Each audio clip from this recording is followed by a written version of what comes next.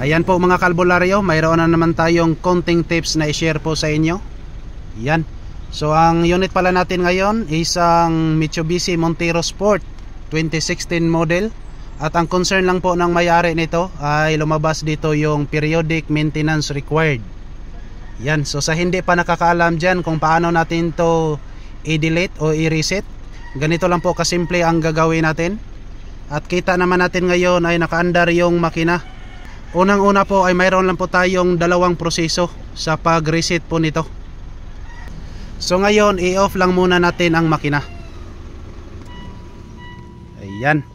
So pagkatapos pupunta po tayo sa ECC. So isang bisis lang po tayo kasi naka-push-start po tayo dito. Ayan.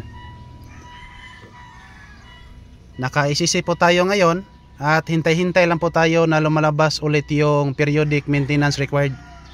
Ayan, so lumabas po dito. Pagkatapos, ilong press lang po natin to. Ayun.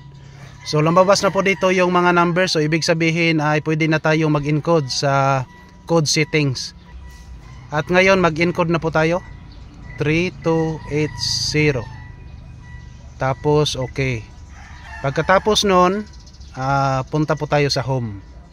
So kita naman natin ngayon na wala na pong warning na lumabas pa dito. At pagkatapos natin yan, punta po tayo dito. Ito, hindi ko alam kung anong pangalan ito. So ngayon, hanapin natin ang indicator light ng settings. So i-press lang po natin to.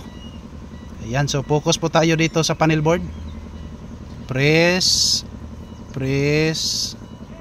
Yan, settings. Ayan. So lumalabas na po dito ang indicator light ng settings. At ilong press natin hanggang na mag-blink-blink na yung indicator light doon sa panel board. Long press. Ayun. Pagkatapos na nag-blink-blink, i-press natin ng isang bisis. Alright. So humihinto yung blinking dito. At pagkatapos nun, paandarin natin ang makina. Engine start. Ayun. So umandar na ang makina ngayon at mag-observe po tayo dito. Alright. So kita natin ngayon ay hindi na lumalabas yung periodic maintenance required.